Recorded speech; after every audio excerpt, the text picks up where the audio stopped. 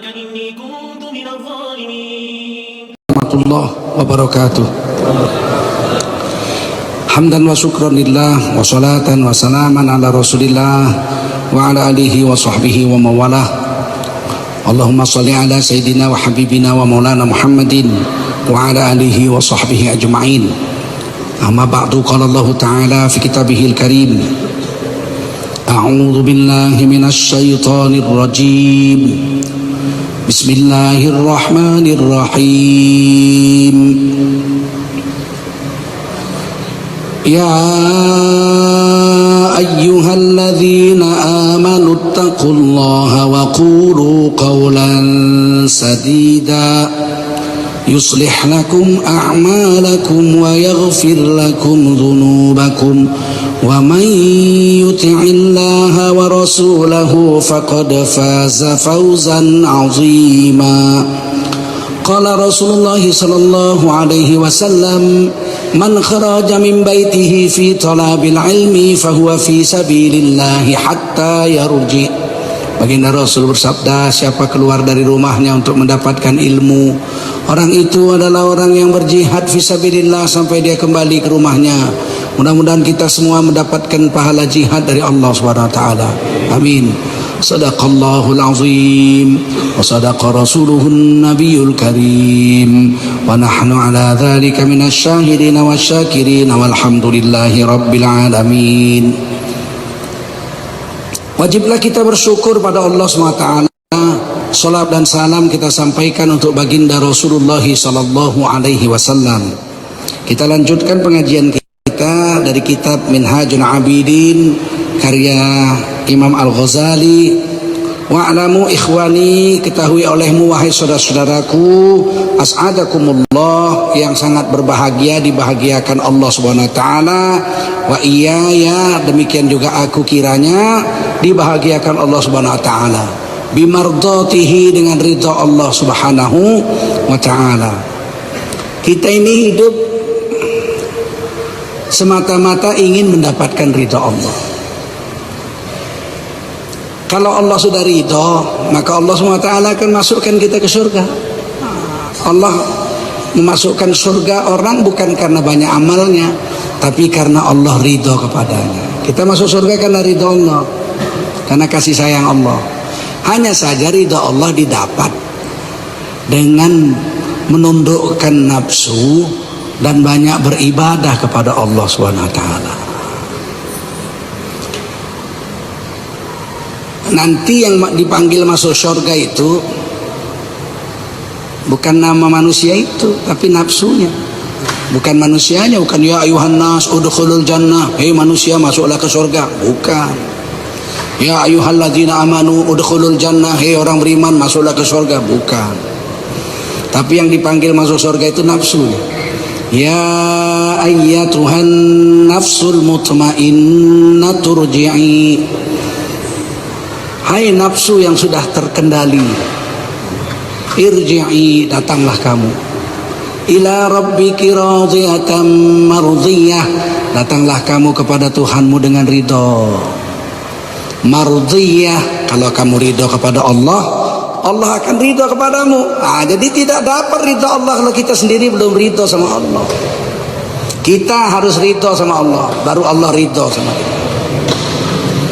Kita sholat aja, mula-mula dipaksa sama ibu bapak kita. Enggak sholat dipukul kita. Betul? Sholat terpaksa. Kenapa sholat? Dipukul bapak kita kalau nggak sholat. Kita sholat karena dipukul bapak. Sholat karena dipukul bapak sehari, 2 hari, 3 hari, 4 hari, setahun, 2 tahun, 5 tahun. Satu hari bapak kita pergi keluar kota sama ibu kita, seminggu nggak pulang. Kawan-kawan kita datang, main-main yuk. Saya sholat zuhur dulu. Ngapain sholat zuhur? Saya mau sholat zuhur dulu. Bapakmu nggak ada, kamu nggak sholat juga apa-apa. Nggak ada yang mukul hari ini. Dia bilang, nggak enak saya sholat zuhur dulu baru kita main-main. Sudah datang ikhlas. Sudah datang ikhlas, tapi 5 tahun. Jadi kan orang sekarang aneh. Saya pernah jumpa orang Padang, orang Minang. Pak, sholat Pak, saya bilang. anak sholat alun ikhlas lagi gitu. Bagaimana mau sholat ikhlas saja belum gitu. Loh, kapan ikhlasnya kalau nggak pernah dibuat? Mana bisa ujuk-ujuk sengaja aku sholat ikhlas lillahi ta'ala, mana bisa. Ikhlas itu datangnya setelah dilakukan bertahun-tahun. Karena ikhlas itu adalah buah amal yang bertahun-tahun. Mula-mula begitu. Mula-mula puasa Senin Kemis supaya badannya kurus. Nah, males gemuk, malu, kurus, biar kurus Senin Kemis. Puasa Senin Kemis karena mau badannya kurus.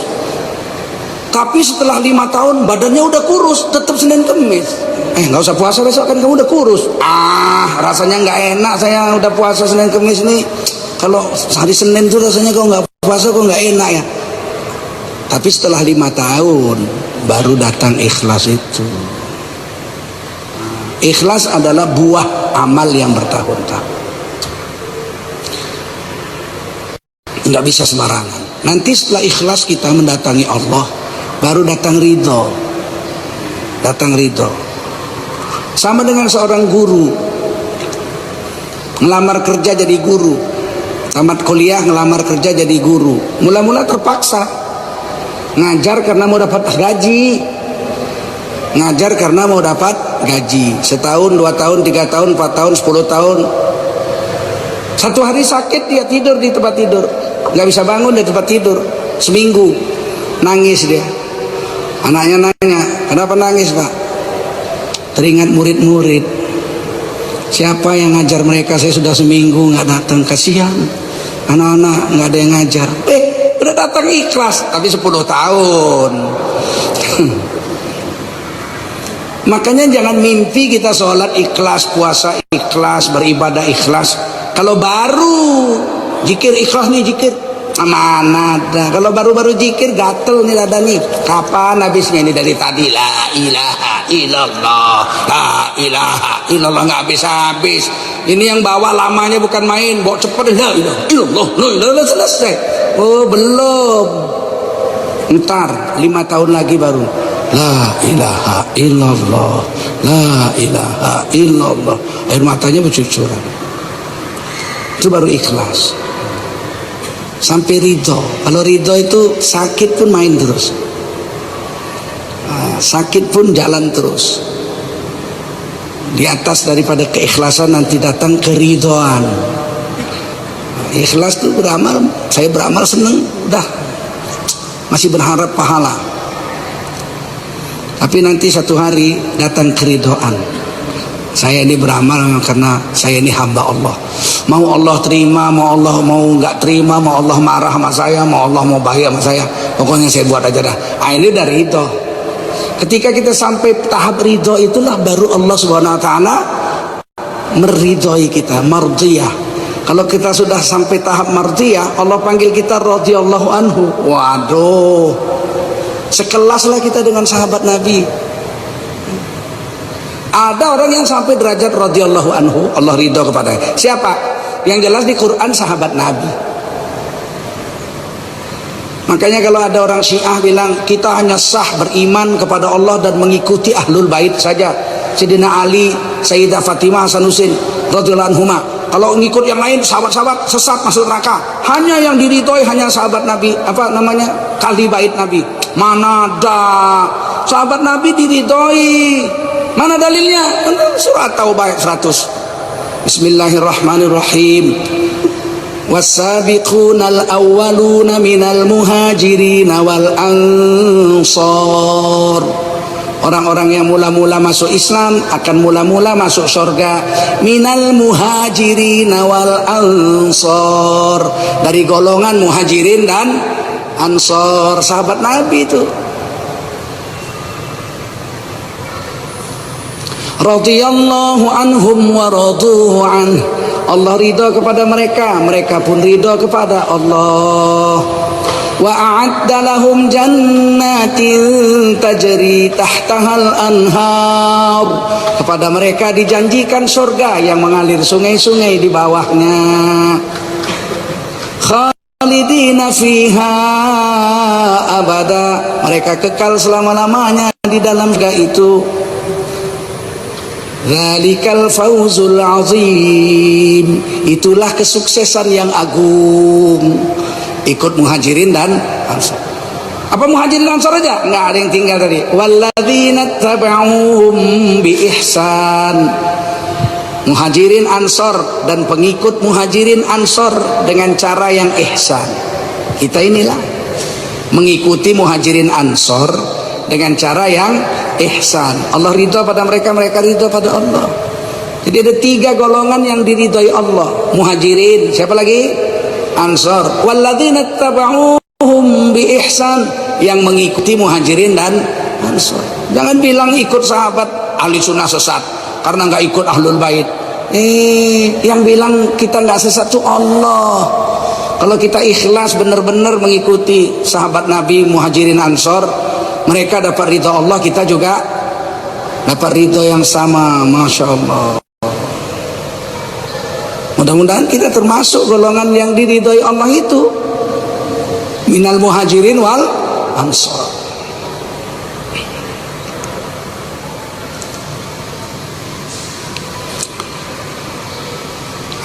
Kita mulai annal ibadah, adapun ibadah itu, annal ibadata, adapun ibadah itu samaratul ilmi, buah daripada ilmu. Ibadah itu buah daripada ilmu. Kalau kita ngaji tapi nggak pernah diamal, apa gunanya ilmu itu? Apa gunanya ilmu itu? Kita tahu doa masuk masjid, Allahumma ftahli abwaaba rahmatik, udah ngaji, udah dihafal, tapi nggak pernah ke masjid. Kapan doa itu dibaca? Masuk gereja? Kapan doa itu diamal kalau nggak masuk masjid? Saya udah hafal doa masuk masjid, apa? Allahumma ftahli abwaaba rahmatik. Pulang masjid, Allahumma inni as'aluka min fadlik. Hafal. Udah pernah diamal? Belum. Kenapa? Belum pernah masuk masjid. Untuk apa? Ya bermanfaat ilmu itu memang tapi ilmu kalau nggak diamal, kata nenek moyang kita, bagaikan pohon tidak berbuah. Bahkan pohon tidak berbuah, ditebanglah. Kalau di Riau kan banyak orang nanam pohon sawit tuh, ditanam 1 hektar 126 pohon. Setelah 3 tahun dia mulai keluar buahnya, buah pasir namanya. Nah, tahun keempat sudah bisa dijual, sudah bisa dipanen. Nanti datang mantri, bukan menteri, mantri pertanian. Nah, datang bawa chainsaw, bawa gergaji mesin. Ini pohon bapak udah 4 tahun, ya diseleksi, dicek, yang berbuah selamat, yang nggak berbuah dipotong, dibuang, diganti pohon baru. Kenapa? Buat apa pelihara pohon sawit jantan? Rugi, dipotong, habis. Orang kalau belajar ilmu nggak diamal, dipotong sama Allah, nggak guna ini kata malaikat, buang aja semua. Berapa banyak orang berilmu hari ini tidak berbuah? Ngapain sekolah jauh-jauh? Ujung-ujungnya bela kafir. Udah bela kafir, menyerang ulama lagi, aduh. Kalau cuman mau bela kafir gak usah sekolah agama, ya kan? Ngapain sekolah agama, ujung-ujungnya bela kafir. Kita ini belajar agama ini untuk membela agama. Ya ayyuhalladzina amanu in tansurullaha yansurkum wa yutsabbit aqdamakum. Orang beriman, kalau kau bantu agama Allah, Allah akan bantu kamu, dan tempat berdirimu akan kokoh. Kamu akan kokoh di dunia, ekonomimu beres, kesehatanmu beres, pikiranmu beres kalau bantu agama. Sekarang orang aneh, bantu kafir dapat duit. Memang duit bikin kokoh? Kalau duit bikin kokoh, Fir'aun itulah yang paling kokoh di dunia. Dia yang paling kaya. Mesir dia punya, Sungai Nil dia punya, semua rakyatnya disuruh sujud semua. Begoknya orang Mesir itu, coba. Fasjudu liya, sujud semua sama aku. Fasajadu, semua sujud. Maka dia pun menjerit, ana rabbukumul a'la, aku adalah Tuhanmu yang maha tinggi. Kurang apa Fir'aun? Kokoh dia, enggak mati tenggelam di Laut Merah. Bani Israel, budak-budaknya mereka enak-enak jalan nyebrang Laut Merah, teng teng teng jalan aman, nggak ada yang mati. 700.000 nyebrang semua.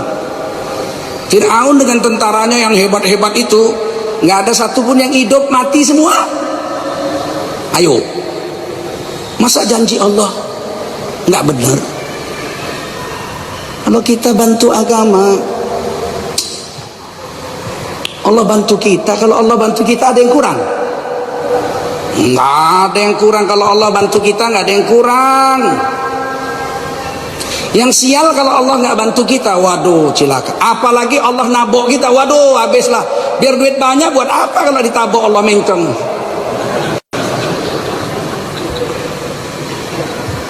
Mobilnya 10, kemana-mana naik kursi roda dia. Yang naik mobilnya supirnya sama pembantunya. Dia jangan. Apa gunanya? Jadi ibadah itu samaratul ilmi, buah daripada ilmu. Kalau kita sudah belajar satu ilmu, kemudian kita amal, sekian tahun nanti berbuah dia. Kita tahu ilmu lain yang orang lain nggak tahu. Hadisnya, man amila bima alima warasahullahu ilma ma lam ya'lam. Barang siapa mengamalkan satu ilmu yang dia sudah tahu, maka Allah akan memberinya ilmu-ilmu lain yang sebelumnya dia nggak tahu. Ada orang tahajud 1 malam, 2 malam, 3 malam, 10 tahun. 10 tahun dia sholat tahajud, dia dapat ilmu banyak. Apa dia bilang? Ternyata kita nggak perlu jam beker. Masa iya? Iya, bisa titip sama Allah. Titip bagaimana? Saya itu dulu kalau mau sholat tahajud pakai jam beker. Jam bekernya hidup pun masih dimatiin lagi, tidur lagi. Matiin lagi. Saya paksa-paksa setahun 2 tahun. Sekarang saya nggak perlu jam beker, cukup ngomong aja, ya Allah saya mau bangun jam 1 malam, jam 1 tepat bangun. Siapa yang bangunkan? Itu baru tahu setelah tahajud bertahun-tahun. Kalau baru 1 hari mana bisa? Ya Allah bangunkan saya jam 1, bablas mana? Nggak pernah dibuat kok, mau nitip-nitip. Dibuat dulu sehari, 2 hari, 3 hari, setahun, baru otomatis. Percayalah, meleset 1 menit pun enggak. Itu didapatkannya setelah dia amal. Man amila bima alima. Setelah orang beramal satu ilmu yang dia tahu, akan diwariskan Allah kepadanya ilmu-ilmu lain yang sebelumnya dia tidak tahu. Dia bilang, saya ini kalau mau bangun malam kita aja sama Allah. Kata orang Barat tahu juga, dipelajari itu. Namanya kalau bahasa Inggrisnya biological clock. Biological clock, jam biologis. Jadi badan kita ini ada jam biologis. Kalau kita memang udah biasa bangun jam 1 malam tiap malam, ya terus saja setiap jam 1 bangun. Itu kata orang itu jam biologis. Kalau kita bilang bukan. Kalau Nabi bilang itu buah ilmu. Apa? Buah ilmu. Setiap kita makan yang halal, asal makan yang halal. Satu hari ada kawan kita diam-diam dikasih kita soto babi, tahu kita, itu dia. Kok nggak enak kurasa hari ini? Saya nggak makan lah. Oh, apa itu? Buah ilmu. Kata orang Barat feelings, apa? Perasaan. Bukan perasaan, itu buah ilmu. Tahu, diberitahu. Ini kok hati saya nggak enak makan itu. Nah, saya nggak mau. Akhirnya kawannya ngaku, ya ini bakso babi gitu. Kita diberitahu itu buah ilmu. Kalau kita baca Quran tiap hari ya, tiap hari baca Quran, tiap hari 1 jam tiap hari atau setengah jam tiap hari, Setiap hari. Nanti setelah 10 tahun orang baca Quran salah kita tahu. Nggak gitu itu. Padahal kita nggak hafal. Kalau hafal gampang ya kan, memang hafal. Nggak hafal tapi nggak mungkin begitu bunyinya. Pasti salah. Itu buah ilmu itu. Paham? Sekarang belum paham. Sekarang baru dapat aja ilmunya. Amalkanlah 10 tahun insya Allah dapat. Ya. Ibadah itu buah daripada ilmu. Sedangkan ilmu buah daripada iman. Ilmu buah daripada iman. Nah, ini hadisnya. Al-imanu uriyan. Iman itu bertelanjang. Walibasuhut taqwa. Pakaian iman itu taqwa. Wazinatuhul haya. Perhiasan iman itu malu. Wasamaratuhul ilm. Sedangkan buah iman itu adalah ilmu. Ilmu itu buah daripada iman. Kalau orang berilmu berdasarkan iman, ilmunya bermanfaat. Kalau orang berilmu berdasarkan nafsu, ilmunya bikin dia sesat. Makanya ayat Qur'annya yarfa'illahu alladhina amanu minkum walladzina utul ilma darajat. Allah letakkan ilmu itu di iman. Yarfa'illahu alladhina amanu minkum, telah menaikkan derajat akan orang-orang beriman oleh Allah Subhanahu wa taala beberapa derajat. Di antara kamu, orang beriman di antara kamu dinaikkan derajatnya. Walladzina utul ilma darajat, dan orang beriman yang menuntut ilmu dinaikkan derajatnya beberapa derajat dibandingkan orang tidak berilmu, apalagi tidak beriman. Kok ada orang berilmu mencuri? Iya, karena waktu nuntut ilmunya didasarkan pada nafsu, bukan didasarkan pada iman.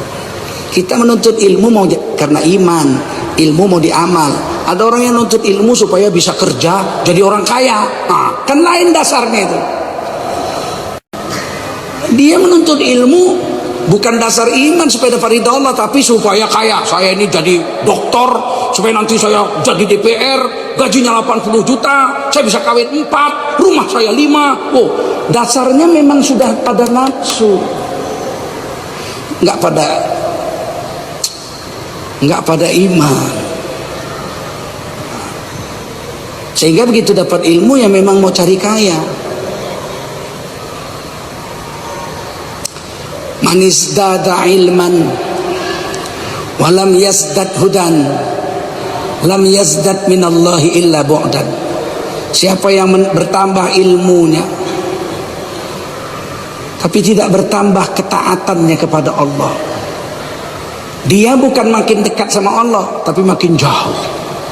Makin tinggi gelarnya makin jauh, makin tinggi gelarnya makin jauh dari Allah. Orang dulu nggak banyak-banyak ilmu, belajar ngaji dapat qul huwallahu ahad, diwiridkan 10.000 kali sehari.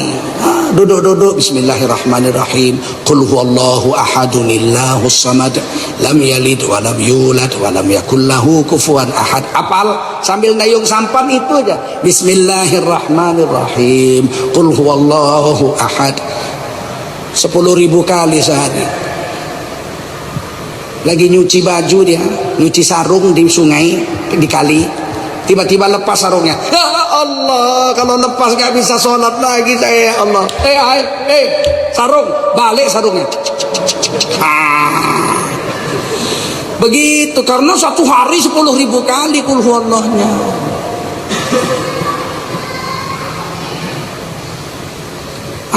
Yang gitu-gitu biasa aja, nggak gara-gara itu terus dia bangga. Kemarin sarungku lepas, ku giniin pulang. Untuk apa hebatnya orang dia minta sama Allah kok? Bukan karena dia hebat. Dia ginikan pulang sarungnya karena dia minta sama Allah. Ya Allah, kalau itu lepas bagaimana mau sholat zuhur? Balik sarung. Ada kebanggaan? Nggak ada. Banyak orang kayak gitu. Wih, masih berjuta-juta orang kayak gitu. Kalau nggak ada orang seperti itu, dunia sudah kiamat. Mereka lah yang jaga dunia ini, wali-wali Allah Subhanahu wa ta'ala. Wali-wali itu bukan pemimpin. Ya iya, siapa yang bilang wali itu cuman pemimpin? Wali itu ada artinya pemimpin, ada artinya teman dekat, ada artinya pelindung. Banyak arti wali. Kalau begitu ngangkat pemimpin bukan Islam boleh. Kan yang nggak boleh ngangkat kawan dekat. Kawan aja nggak boleh, kok pemimpin boleh? Gimana sih akalmu itu? Kan ngangkat kawan dekat aja nggak boleh, apalagi penguasa. Aduh. Ngaji di mana lah kamu? Oh, kawan nggak boleh kawan, tapi kalau pemimpin boleh. Kalau gitu nggak usah ngaji jauh-jauh. Ngapain ngaji sampai ke Mesir? Mahamkan ayat itu aja bego. Ini Al-Maidah 51. Orang kafir pun, alah, nggak usah jauh-jauh Al-Maidah lah. Kalau soal orang kafir ngajinya nggak usah jauh-jauh sampai Al-Maidah. Al-Fatihah aja udah beres. Al-Fatihah aja kalau paham udah beres. Ihdinas siratal mustaqim. Tunjukilah kami jalan yang benar ya Allah, jalan yang lurus. Siratal ladzina an'amta alaihim, yaitu jalan yang telah Engkau beri berkat atas mereka. Orang-orang itu siapa? Sahabat-sahabat Nabi, tabi'in. Ya itu yang itu.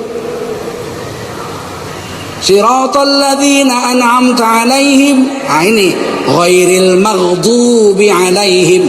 Maghdub, siapa golongan yang dimarahi Allah? Yahudi. Waladdallin, dan golongan orang-orang yang sesat. Siapa orang-orang yang sesat? Nasrani. Tunjuki kami jalan yang benar, jalan orang-orang yang telah Kau beri nikmat atas mereka, yaitu sahabat-sahabat Nabi. Bukan jalan orang Yahudi maghdub yang dimarahi, dan bukan jalan orang Nasrani yang sesat. Nggak jauh-jauh. 17 kali setiap sholat minta supaya jangan ikut Nasrani dan Yahudi. Tiba-tiba milih pilkada, nggak apa-apa, milih nyahog. Jauh-jauh ngaji sampai Al-Maidah. Fatihah aja, Al-Fatihah.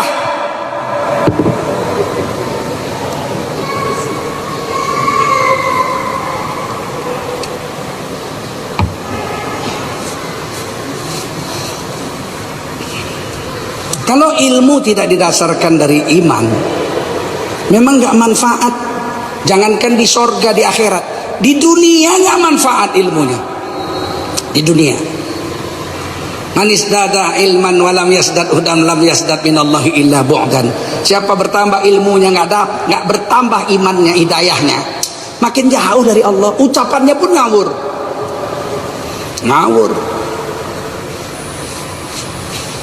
Yang tahu, wah itu Quran hanya Allah dan Rasul. MUI nggak tahu, ulama nggak tahu, bebas tafsir, free from interpretation, tidak boleh ditafsirkan Quran itu. Tiba-tiba Al-Maidah 51 itu maksudnya bukan milih pemimpin. Wah, diterjemahkan, ditafsirkan. Oh, berarti ahli tafsir itu cuma 3, Allah, Rasul, Nusron. Gawat, hidup kok kayak gitu. Anak-anakku sekalian, saudara-saudaraku sekalian, kita orang Islam ini lebih baik mati kelaparan daripada menggadaikan iman. Nabi 3 tahun. Nabi itu kekasih Allah, setuju? Habibillah, setuju? Habibullah, setuju?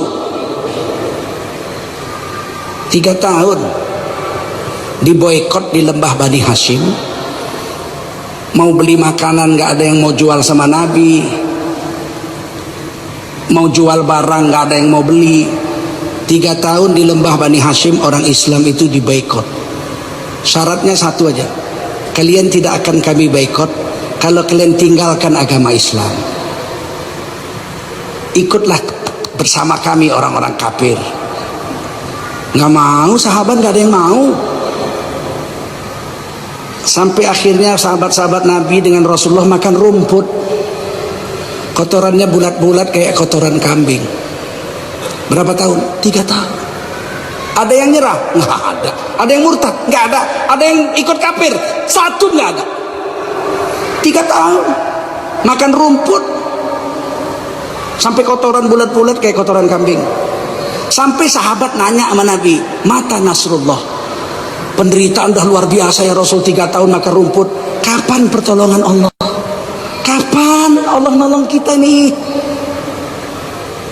Kata Nabi, pertolongan Allah sudah dekat. Dekat 3 tahun, kayak orang Sunda aja ya enggak? Dekat, caket 2 jam jalan kaki nggak sampai-sampai. 3 tahun, Masya Allah. Kita pernah diuji 3 tahun. Saya 53 tahun umur saya, sekalipun saya belum pernah nggak makan. Apa enggak? Ringan sekali ujiannya, belum pernah nggak makan saya. Saya pernah naik mobil dari Medan ke Jakarta 12 hari. Jalannya masih jalan tanah, nyebrang kali aja masih pakai rakit. Masih ketemu gajah di jalan. Kadang-kadang ketemu harimau juga, cuma naik mobil aman kan, naik bus. Satu hari mogok, ada truk terbalik, jalannya jalan tanah, berek. Mana ada orang jual aqua, mana ada orang jual makanan di tengah hutan begitu. Oh, udah lapar saya, ya Allah, haus lagi. Tiba-tiba dari hutan datang orang pakai cawat itu, namanya suku Kubu, orang hutan, nggak pakai baju, bawa tombak, di belakangnya itu ada ditaruhnya keranjang rotan, jalan berapa orang, 5-7 orang itu. Diketuk-ketuk itu jendela mobil itu, jendela bus itu, kerutuk-kerutuk pakai tombaknya itu. Wah, satu bus itu ketakutan. Waduh, siapa yang bersalah ini katanya.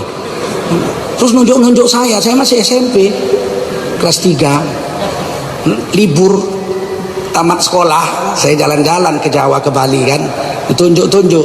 Oh, kau turun kau, sialan kau, gara-gara kau nanti kami mati kamu. Oh, turun, gara-gara kami dibunuh sama orang-orang primitif itu. Ayo turun. Dibuka pintu, saya disuruh keluar. Ya, pelan-pelan aja nyuruhnya, saya bilang jangan keras-keras. Oh, pokoknya kalau kamu lama-lama nanti kami dibunuh. Dalam hati saya, apa salah saya, wong saya aja nggak kenal sama orang-orang itu kok. Terus saya turun keluar tahu, dikasih minum dari bambu, air bambu. Saya disuruh minum, saya minum. Oh, sejuknya. Udah 10 jam nggak dapat air tuh. Nikmatnya minum, gluguk, dikasih pisang. Oh, pisang dari keranjang dikasih pisang. Oh, makan pisang ya kan sampai kenyang. Habis itu dah, terima kasih, makasih. Dia pun masuk hutan lagi. Saya masuk bus. Begitu masuk satu bus maki-maki saya. Sialan kau, makan sendiri, minum sendiri. Begitulah manusia itu. Nggak pernah lapar, nggak pernah. Tapi ketika membaca sejarah Nabi dan para sahabat, 3 tahun terpaksa harus makan rumput di lembah Bani Hashim. Alah, rasanya kok kita, cobaan atas kita ringan sekali gitu. Kalau masuk surga rasanya nggak mungkin lah kita satu surga dengan sahabat-sahabat Nabi itu. Wong kita belum pernah makan rumput 3 tahun. Kalau mau sama makan rumput lah dulu 3 tahun. Jadi kenapa sampai kalau cari duit aja, jangan sampai menjual agama. Jangan. Lebih jahat dosa orang yang jual agama demi nafsunya daripada dosa orang yang merampok itu berdosa besar. Tapi menjual agama, membengkokkan agama demi keperluan nafsunya, ini lebih jahat dari perampok. Masuk nerakanya 70 tahun lebih dulu dari penyembah-penyembah berhala. Jangan main-main dengan agama ini. Agama ini bukan alat cari makan, bukan. Tapi memang agama ini seksi. Kalau cari makan pakai agama memang ampuh.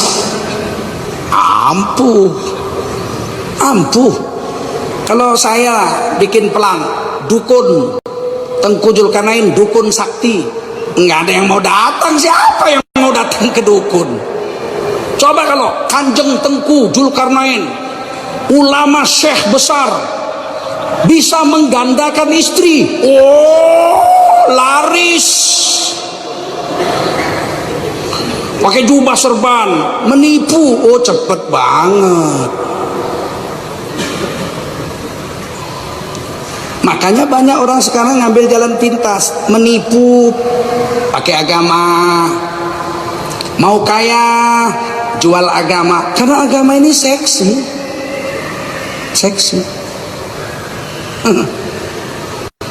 Saya ceritakan kisah Balaam, seorang ulama Bani Israel yang wali Allah, keramat, soleh sekali, abid, ahli ibadah.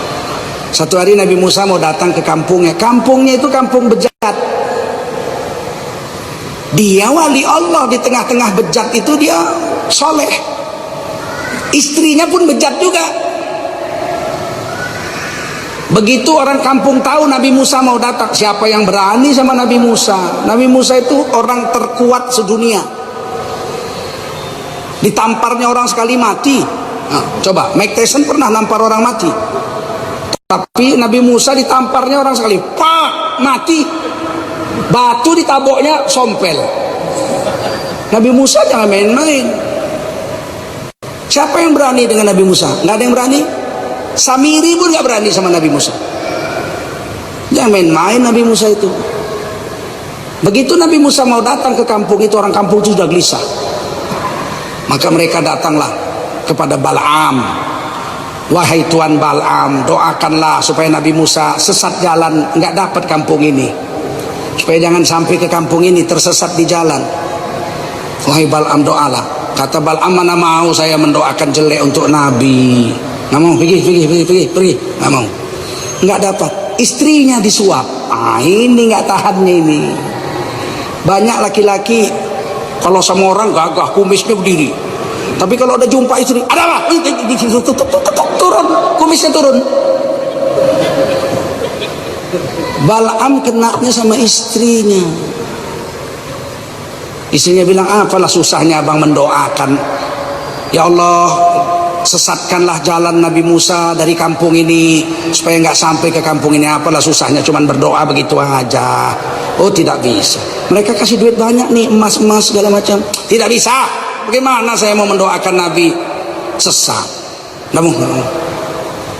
Akhirnya istrinya bilang, udah gini aja dah bang, ini kan duit udah terlanjur terima, ya biar aku yang doa, abang aminin. Kalau gitu bolehlah, doalah istrinya, Allah sesatkanlah jalan Nabi Musa dari kampung ini, biar nggak sampai dia di kampung ini. Amin, kata Balaam. Habis hari itu juga walinya dicabut sama Allah SWT. Dan Nabi Musa sesat 40 hari, nggak dapat jalan ke situ. Tapi Balaam kekal dalam neraka selama-lamanya. Apa manfaat? Ada. Oleh karena itu, mengukur ilmu itu adalah dengan amal ibadah. Kalau kita betul beramal ibadah dengan ilmu yang kita terima, bukan karena duit. Kalau duit itu takdir Allah itu. Innallaha yarzuqu man yasha' bighairi hisab. Allah sesungguhnya memberi rezeki kepada siapa Allah mau tanpa perhitungan banyaknya. Mungkin kita nggak pernah mikir kan kalau Pak Harto jadi presiden. Pak Harto cuma tamat SD, sekolah dasar, anak petani miskin, jadi presiden 32 tahun. Siapa sangka Gus Dur jadi presiden. Sampai ditanya, Gus, sampean kok bisa jadi presiden? Nggak tahu, wong saya diangkat, katanya. Innallaha yarzuqu man yasha. Kampanye keliling Indonesia, nggak jadi presiden, nggak jadi. Gus Dur nggak pernah kampanye. Tiba-tiba, Gus, kok bisa jadi presiden? Ya nggak tahu, wong saya diangkat. Amin Rais nggak menang. Kenapa? Allah beri rezeki kepada siapa Allah mau. Tu'til mulka man tasya. Allah memberikan kuasa kepada siapa Allah mau. Allah cabut kekuasaan dari siapa Allah mau. Kalau udah yakin gini apa susah-susah? Usaha buat aja, usaha buat, doa buat, hasilnya tawakal. Dalam Islam kerja sungguh-sungguh KS, kerja sungguh-sungguh ditambah DS, doa sungguh-sungguh, hasilnya sama dengan apa? Sukses? Enggak, salah. Kerja sungguh-sungguh ditambah doa sungguh-sungguh, hasilnya sama dengan tawakal. Fa idza azamta fatawakkal 'ala Allah. Kalau berhasil, alhamdulillah, puji Allah yang memberhasilkannya, bukan kita. Kita kerja sungguh-sungguh, doa sungguh-sungguh, berhasil, alhamdulillah, Allah yang memberhasilkannya, bukan kita. Kerja sungguh-sungguh tambah doa sungguh-sungguh, gagal, inna lillahi wa inna ilaihi rajiun. Allah menggagalkannya, Allah akan beri rezeki lewat jalan yang lain. Kalau nggak begini kita bisa gila, Pak. Doa sungguh-sungguh, kerja sungguh-sungguh sama dengan sukses, tiba-tiba gagal. Joget di jalan dia, tang ting degeding tang ding degeding tang ding, gila. Ini ibadah itu buah daripada ilmu. Wa faidatul umri, faedah daripada umur. Apalah gunanya hidup 1000 tahun kalau nggak ibadah? Waktu berlalu tanpa ibadah nol. Waktu berlalu tanpa ibadah nol. Satu subhanallah kita ucap. Orang beriman kita kan? Kita orang beriman ya. Orang beriman mengucap satu subhanallah dalam umurnya. Subhanallah.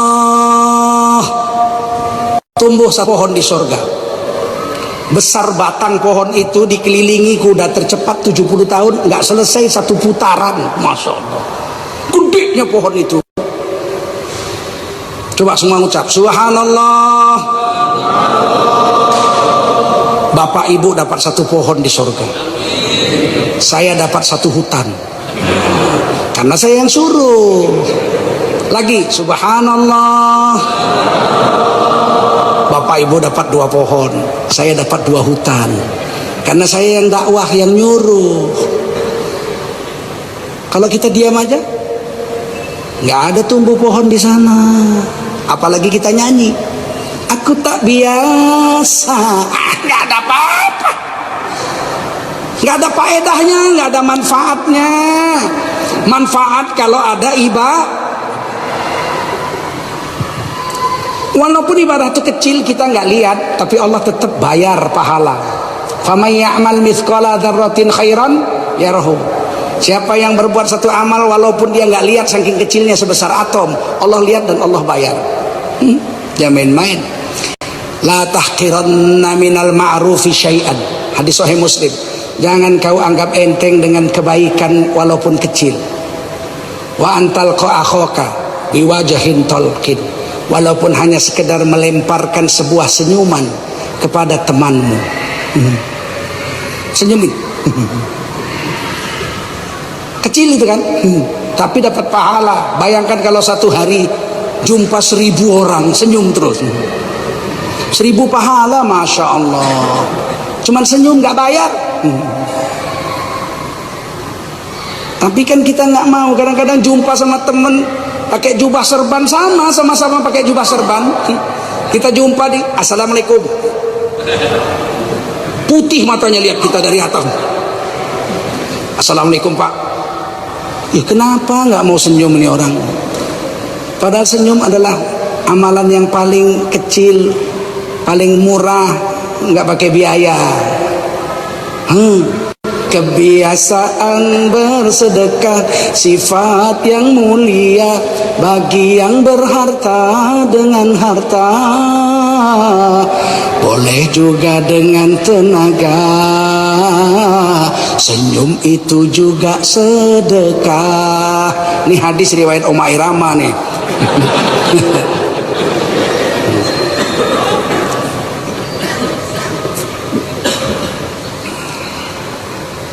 Berfaedah, senyum sama orang Islam berfaedah. Zikir faedah. Salat, oh nggak lagi. Rakaataini qabla subhi khairul laka minad dunya wa ma fiha. Salat 2 rakaat sebelum subuh itu pahalanya lebih baik dari seluruh dunia dan isi-isinya. Hadis Bukhari Muslim ini. Itu ibadah itu, faedahnya, manfaatnya ibadah. 2 rakaat sebelum subuh, kulhu. Yang paling pendek itu wal asri inna atoina. Ya kan? Rakaat pertama wal asri, rakaat kedua inna atoina. 2 rakaat sebelum subuh. Lebih baik dari seluruh dunia dan isi-isinya. Di dunia ini emas ada, perak ada, permata ada, minyak ada, ya kan? Semua ada di dunia ini. Kalau orang punya seluruh dunia, kayanya kayak mana itu coba? Kalah dengan orang yang beriman, sholat 2 rakaat, sholat sunat sebelum subuh. Jadi kalau ditanya siapa orang paling kaya sedunia, orang yang bisa sholat sunat 2 rakaat sebelum subuh. Dia dapat seluruh dunia dan isi-isinya. Apalagi sholat subuh. Kalau sholat subuh malaikat nggak tahu pahalanya. Malaikat hanya tulis. Tengku Zulkarnain sholat subuh, ditulis saja. Pahalanya hanya Allah yang tahu. Sedangkan pahala puasa aja malaikat nggak tahu. As-saumu li, Allah berfirman dalam hadis qudsi, puasa itu untukku. Wa ana ajzibi, yang membayar pahala puasa aku. Langsung Allah, malaikat cuma catat aja, pahalanya nggak tahu. Kata Nabi, jika kamu sengaja meninggalkan puasa Ramadan sehari saja, kemudian seumur hidupmu kamu puasa untuk menutupi 1 hari yang sengaja kau tinggalkan, nggak nutup pahalanya. Jadi sholat wajib hanya Allah yang tahu pahalanya. Kan kalau sempat waktu kita lewat kita nggak sholat, aduh sialnya, nggak ada manfaat hidup. Apa manfaat? Ini ibadah itu faedatul umri, ibadah itu manfaat daripada umur, buah daripada umur. Nggak manfaat apa-apa hidup di dunia 1000 tahun kalau nggak beramal. Nggak sholat, apa gunanya 1000 tahun hidup kalau nggak sholat? Sepohon kayu daunnya rimbun, lebat bunganya serta buahnya, walaupun hidup 1000 tahun tapi tak sholat, apa gunanya? Walaupun hidup 1000 tahun tapi tak sholat, apa gunanya? Nggak ada apa manfaatnya, untuk apa hidup? Sayangnya ini diyakinkan dengan iman, bukan diyakinkan dengan akal. Itu susahnya itu. Ini janji-janji ini diyakinkan dengan iman, bukan dengan akal. Kenapa? Karena nggak dilihat dengan mata. Dia nggak bisa dengan ainul yakin. Dia harus dengan hakul. Kenapa pahala itu nggak dibayar di dunia? Karena nggak ada tempat untuk menyimpannya di dunia ini. Terlalu kecil dunia ini dibandingkan dengan akhirat. Walal akhiratu khairul laka minal ula. Akhirat itu jauh lebih hebat. Kalaulah pahala di dunia ini dibayar sekarang, kita mau simpan di mana? Kita ucap subhanallah, tumbuh 1 pohon kayu 70 tahun dikelilingi kuda nggak selesai. Nah, kata malaikat, pikul bawa pulang. Mau ditanam di mana? Mau ditanam di mana? Begitu kita sholat 2 rakaat sebelum subuh, malaikat datang sini, ini upahnya, ambil sebesar dunia. Mikulnya kayak mana? Makanya akhirat ini untuk orang-orang beriman. Dan ini tiang iman. Iman itu berapa? Ada berapa iman? Iman ada berapa iman? 6. Jangan bilang perkara. Iman ada 6. Jangan 6 perkara, nanti Cina nggak mau masuk Islam. Rukun iman 6 perkara. Orang Cina bilang hanya we takut masuk Islam. 1 perkara we urut sama polisi bangkrut. Jangan bawa-bawa perkara. Rukun iman 6, salah satunya beriman kepada hari kiamat. Hari kiamat itu diyakinkan dengan iman, bukan dengan akal. Dia harus dengan hakul yakin, bukan dengan ainul yakin, karena nggak pernah dilihat. Kalau dunia bisa dipahamkan, diamalkan, diyakinkan dengan mata, meskipun tidak semua. Bapak yakin nggak kita punya akal? Yakin nggak kita punya otak? Yakin kita punya otak? Pernah lihat otak kita? Udah pernah lihat otak? Belum. Mana? Kapan melihat otak kita? Jangan-jangan di dalam kepala kita yang ada ini lemak saja yang ada, otaknya nggak ada. Loh, tapi kita yakin di dalam kepala kita ada otak. Pernah lihat nggak? Nggak pernah. Nah, kan ada juga dunia yang diyakinkan tanpa harus melihatnya. Apalagi akhirat. Makanya amal akhirat itu nggak bisa diukur besarnya, sehingga harus disimpan di akhirat, disimpan di langit. Jadi setiap hari malaikat-malaikat itu membawa catatan amal kita untuk disimpan di langit. Habis subuh, habis asar, malaikat itu aplus. Yang datang habis subuh nyatet amal. Nanti kembalinya lagi habis asar. Kalau sudah datang ke dunia nyatet amal kita, nggak turun lagi sampai hari kiamat. Berapa banyak malaikat itu? Kita aja manusia 7,4 miliar, yang nyatet amal 2. Mulai dari habis subuh sampai asar, berarti sudah 15,8 miliar malaikat yang nyatet amal. Asar turun lagi malaikat 2 lagi, nyatet amal sampai habis subuh, berarti udah 31,6 miliar. Ya Allah, itu baru satu hari malaikat yang nyatet amal. Berapa banyak malaikat? Ta'rujul malaikatu warruhu ilaihi fi yaumin kana miqdaruhu khamsina alfasanah. Malaikat itu turun dari langit ke dunia, dari dunia naik ke langit. Satu hari perjalanan malaikat itu 50.000 tahun perjalananmu.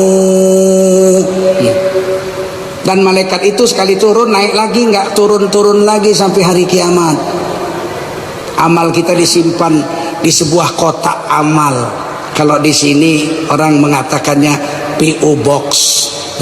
Kalau di kantor pos itu ada kotak-kotak, kita sewa PO Box nomor sekian gitu.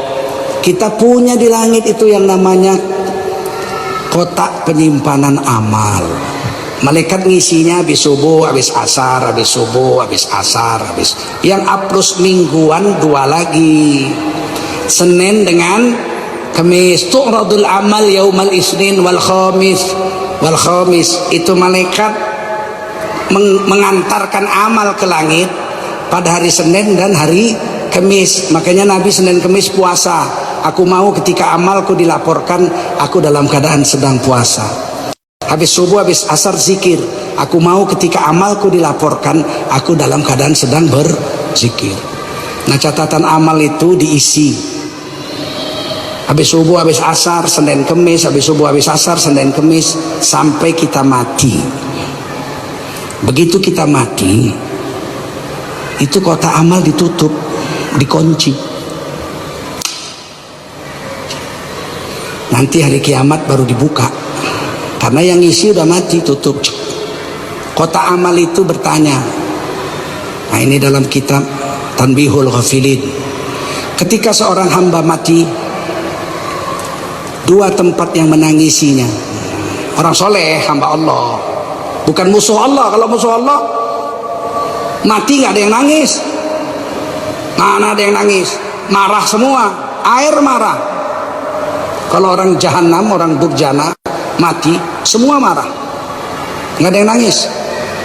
Begitu dia mati, mau dimandikan, air itu ngomong, jahanam kau. Selama kau hidup, sekalipun air aku ini nggak pernah kau pakai untuk ibadah. Wudhu nggak pernah kau, mandi junub kau nggak pernah. Sekarang kau mati, aku disuruh membersihkan kamu. Rasakanlah siksaan yang kuberikan kepadamu. Begitu dia disiram, air itu menggigitnya sekuat-kuatnya, sehingga dia menjerit sekuat-kuatnya. Jeritannya didengar oleh seluruh makhluk sedunia, kecuali jin dan manusia. Saya dulu, itulah kami dulu waktu muda-muda ya, dengan teman-teman itu, kami coba itu. Kata guru kan dia baca kitab tuh, Tanbihul Ghafilin. Orang kalau nggak pernah sholat, kalau mati, begitu dimandikan, air itu menyiksanya. Dia menjerit sekuat-kuatnya, seluruh makhluk dengar, kecuali manusia dan jin. Kami musyawarah, ini kita kan manusia, iya jin nggak bisa dengar, manusia nggak bisa dengar. Kalau binatang kan dengar. Ah ya, nanti kalau bapak itu mati itu nggak pernah sholat tuh, nanti kita tes. Memang kami tes itu, ya Allah, untuk dapat yakin dengan Allah itu. Begitu dia mati, dibikinlah tarub, apa namanya itu, tabir di halaman belakang rumahnya untuk memandikan jenazahnya. Di dekat tabir itu saya ngurung ayam, kawan saya ngurung kucing. Saya banyak ayam, saya kurung ayam pakai kurungan ayam, kawan saya ngurung kucing. Ada yang macam-macam lah dikurung situ binatang. Begitu dimandikan, itu ayam loncat, lepas itu kurungannya. Rupanya ayam itu pun mendengar jeritan orang yang nggak pernah sholat ketika dimandikan dengan air mandinya itu. Kucing itu langsung loncat itu, lepas kurungannya. Kita tes, kalian belum pernah tes ya? Nah, tes, kalau nggak percaya kalian tes. Manalah Nabi bohong? Nabi tidak pernah bohong. Nabi As-Siddiq. Ya kan, Nabi itu Al-Amin, nggak pernah bohong Nabi. Tapi kalau orang itu orang beriman, Masya Allah. Kalau orang jahat, semua nyiksa. Begitu datang ke dunia, mau dimasukkan ke kubur, kubur itu ngomong, ladalah, wani-wani gue tekor ini, kue wes suwi tak anteni rek, kurang ajar, orang pernah sujud kue. Dijepitlah dia dengan bumi itu sampai tulang-tulang rusuknya bertikam-tikaman satu dengan lain. Ini pun kami sudah tes juga. Waktu pembongkaran kuburan karena kena jalan, kami ikut. Masya Allah, ada yang tulangnya itu utuh dari kepala sampai kaki, tidur gitu, tidur utuh. Ada yang setumpuk, tulangnya itu setumpuk. Siapa yang numpuk coba? Uang liang lahat kecil gitu, berarti kan patah-patah dengkulnya. Nah, siapa yang mengumpulkannya itu coba? Ada yang setumpuk tulang-tulangnya tikam menikam, dan ada yang tulangnya itu berwarna hitam hangus terbakar. Siapa yang bakar? Tulang itu harusnya putih, betul? Hitam. Tapi ada yang utuh, jenazahnya nggak busuk. Seorang gadis dikuburkan di Jalan Serdang Medan, sekarang namanya HM Yamin, di halaman Masjid Juang 45. Ketika kena Jalan Serdang itu dilebarkan, dibongkar-bongkar, ada satu kuburan anak gadis perempuan, masih gadis, mati, utuh jenazahnya. Saudara-saudaranya udah tua-tua, udah 25 tahun lebih. Dipanggil keluarganya, Masya Allah.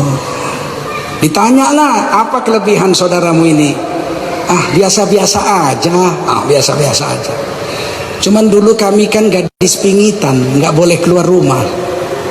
Kami itu di dalam rumah saja, nggak keluar rumah. Namanya gadis pingitan. Setiap datang tamu, rumah dulu itu halaman rumahnya itu dibagi dua. Depan itu untuk laki-laki, terus ada tabir. Ruangan tengah itu perempuan-perempuan di situlah. Itu adik kami ini langsung masak goreng pisang atau goreng singkong, apa aja yang bisa dimasak. Kalau datang tamu dia masak. Dia bikin teh, dia bikin kopi, dia sorong dari balik tabir gitu. Setiap tamu datang itu hobinya masak untuk tamu. Kalau sholat, semua sholat satu keluarga. Begitu mati jenazahnya nggak busuk, Masya Allah. Ini perempuan-perempuan dulu nggak pernah kelayapan. Kalau perempuan sekarang dilarang keluar rumah, dicakarnya muka kita. Mana dia mau dapat keramat? Gak berani bumi memakan jasadnya.